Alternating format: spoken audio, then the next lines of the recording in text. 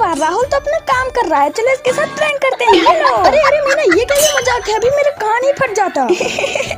लेकिन यार ये क्या पड़ा हुआ है? वाह, कुछ अच्छी चीज लग रही है, चलो उठाती हूँ। अरे नहीं नहीं मीना, ऐसे नहीं दूंगा, उसमें मेरे पैसे रखे हुए हैं। अच्छा वो सब तो ठीक है, लेकिन ये घर किसके लिए बना रहे हो? अरे मीना तुमको नहीं पता है, वो जो हमारे घर में नए मेहमान आए हैं ना, उसी के लिए। अच्छा अच्छा, उन घोड़ों के लिए? हाँ मीना, बस उन्हीं के लिए। लेकिन राहुल तुम इतनी मेहनत करके घर बना रहे हो, कोई वीडियो को लाइक सब्सक्राइब करेगा? अरे मीना, ये जितने भी लोग वीडियो को देख रहे हैं ना, ये बहुत अच्छे हैं।